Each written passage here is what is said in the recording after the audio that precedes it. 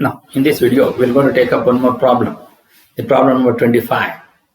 Determine the magnitude of the load P necessary to produce zero net change in length of the straight ball shown in figure. Take A equals 400 mm square. So this is the bar having produce zero net change in the length of the straight bar. So the bar of having uniform cross section, having A equals 400 mm square, having three sections. One is for 1 meter and 2 meter length. And the load P is acting towards the left side. Here the load P is acting towards the right side, and also 40 kilonewton is acting towards the right side. Now let R be the reaction at the support acting towards the right side. So that is towards the right side.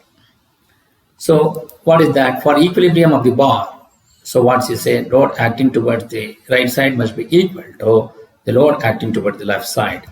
So capital R will be equal, R plus 60 plus 40 will be equal to P.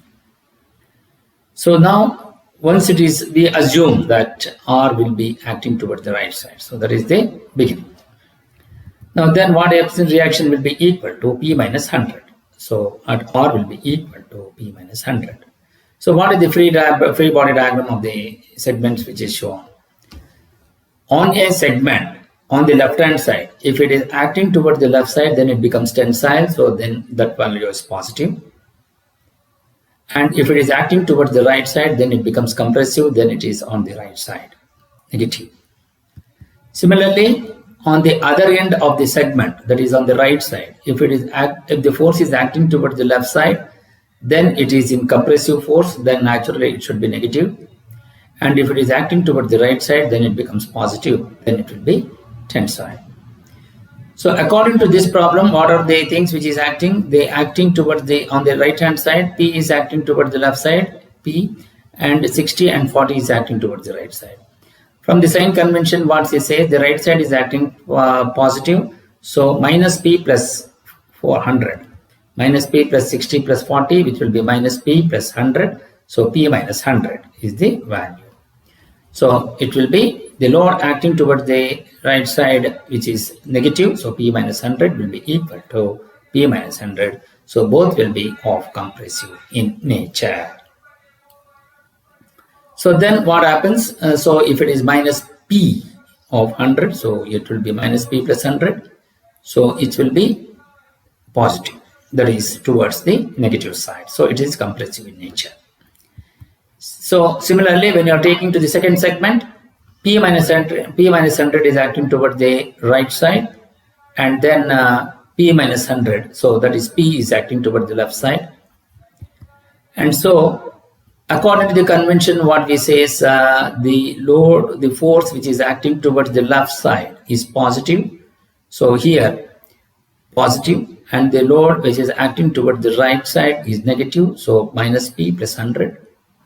So therefore you are going to get it as 100 here. Then the load which is acting towards the right side is positive, so on the right hand side 60 plus 40, which is 100. So 100 towards the right side and plus 100 towards the left side. So it will going to be the tensile in nature on the segment B and C. Similarly, when you are considering to the last one, that is the last segment, say the load which is acting towards the right side is P minus 100, the load which is acting towards the left side is P, and the load which is acting towards the right side is positive. So that means P minus 100, so since it is negative, so minus P plus 100, minus P plus 100, then the load which is acting towards the left side is positive, so it is plus P, and the load which is acting towards the right side is minus, so minus 60. So PP gets cancelled, so you are going to get it as 40 kilonewton, and the other side which will be automatically 40 kilonewton. So this will going to be the segment which is CD, which will be the tensile in nature, which is C, and D having 1 meter length, which will be 40 kilonewton, which is in the tensile stage. So now the contraction of the segment AB, because it is a compressive in nature, delta L1 will be equal to P into L by P1 into L1 by A1 into E. So what is P1? P1 is nothing but P minus 100 into 2 into 10 to the power of 3 by A1 is 400 into E is the material which I need to find out. So on simplification, what you will going to get it as 5p minus 500 by E. Similarly, extension in the segment BC, that is delta L2, will be equal to P2 into L2 by A2 into E. What is P2? 100 into 10 to the power of 3 by 400 into E. So that will be equal to 250 by E. So then on extension in the segment CD, delta L3 will be equal to P3 into L3 by A3 into E.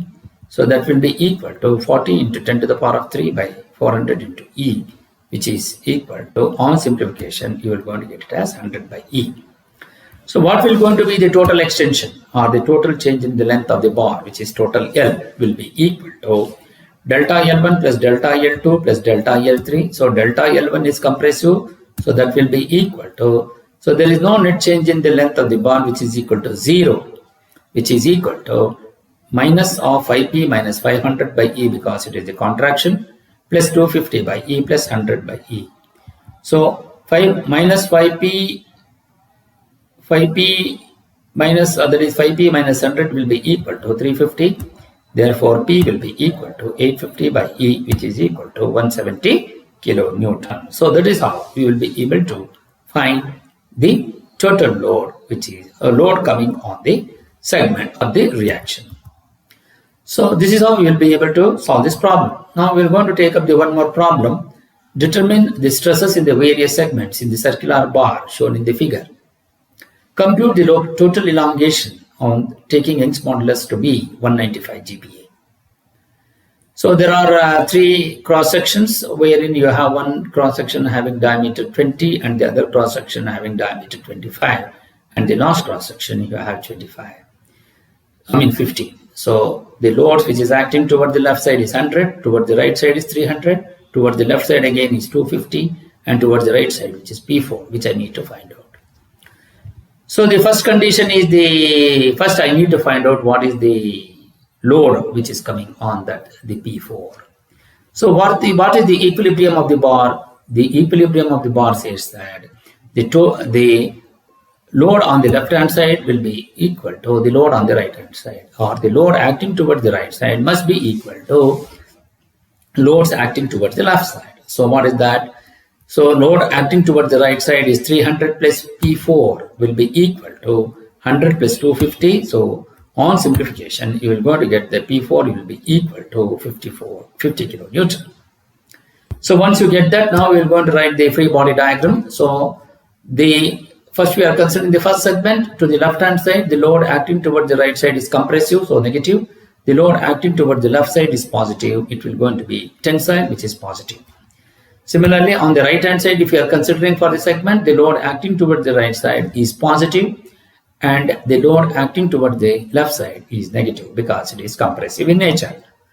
So first we are going to consider the first segment. So the first segment, which is on the right hand side, but because in the left hand side you are going to have one load, and the right hand side you are going to have three forces which is acting. One is 300 kilonewton which is acting towards the right side, and 250 kilonewton is acting towards the left side, and 50 kilonewton is acting towards the right side. By the convention, the load acting towards the right side is positive and the load acting towards the left side is negative.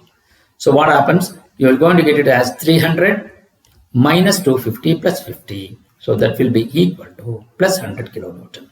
Similarly, on the right hand side, the left hand side, you will going to have plus 100 kilonewton, which is only one reaction which is acting, one load which is acting towards the left side. And the three loads, both will going to be in the equilibrium condition. Since it is positive, according to the convention, it should be right side. So it is right side here. And the magnitude of the load which is acting is 100 kilonewton. So now the body of the first segment is in equilibrium condition, having the load on the right hand side will be equal to the load on the left hand side. Now we will go for the second segment. In the second segment, we have two forces which is acting towards the left hand side, and two forces is acting towards the right hand side. According to the sign convention, the load which is acting toward the left side on the left hand side of the section is positive because it is tensile. The load acting toward the right side on the left hand side will going to be the negative because it is compressive in nature. So that is 100 minus 300, which will be equal to minus 200 kilonewton. Similarly, on the right hand side, if you are considering the load acting toward the left side is compressive, it is negative, and the load acting toward the right side is positive, which is tensile. So minus 250 plus 50 will be equal to minus 200. So here, since left hand side is also minus 200, the right hand side is also minus 200. So therefore, it is compressive in nature. So we can see here, this is compressive load, which is minus, because according to the convention, on the left hand side, the load acting towards the right side is negative. So you have negative. So this is the force which is acting towards the right side. 200 kilonewton is the magnitude. Similarly, on the right hand side, if you are considering, it is minus. So according to the convention, the load should act on the right side, mean left side. So you have in the left side, the magnitude is 200, 200. So both are in equilibrium condition. Therefore, this body is in equilibrium condition. Similarly, if you are considering for the third segment, in the third segment, you on the left hand side, you have 3 forces, and the right hand side, you have 1 force. Convention is load acting toward the left side is positive here again. So this is right side, it is negative. This is left side is positive. 100 plus 250 minus 300 will be equal to plus 50 kilonewton. Since it is plus 50, and then on the right hand side, you are going to have plus 50 kilonewton. So again, this is in the equilibrium condition. This is because you have plus 50 kilonewton. The plus means you have left hand side load which is acting. So you have the left side, the load is acting. On the right hand side, you have positive. The load acting towards the right side is positive. So therefore, the load acts towards positive, and the magnitude is 50 kilonewton. So now the body is in equilibrium condition because the left hand side is equal to the right hand side. Now we are going to take up the stresses in the each segment. So as we know that all the 3 segments are in equilibrium condition, now it is fit for finding out what are the stresses. Stress in segment AB, sigma 1, if you are considering that is the segment 1, sigma 1 will be equal to P1 by A1. So what is P1? P1 is nothing but 100 kilonewton, which is tensile. So 100 into 10 to the power of 3 divided by area of cross section of the segment 1, which is pi by 4 into 20 square. On simplification, you will going to get it as 318.31 Newton per mm square, which is tensile. Similarly, stress in the segment BC equals sigma 2, which is equal to P2 by A2. Again, it is compressive in nature. Here, it is compressive in nature, so it will going to be P2 by A2, which is 200 into 10 to the power of 3 divided by pi by 4 into 25 square. So on simplification, you will going to get it as 407.437 Newton per mm square. Since it is a compressive load, the stress developed is compressive stress. Similarly, the load stress in the segment CD, which is sigma 3, which is P3 by A3, which is equal to 50 kilonewton, 50 into 10 to the power of 3 divided by pi by 4 into 15 square.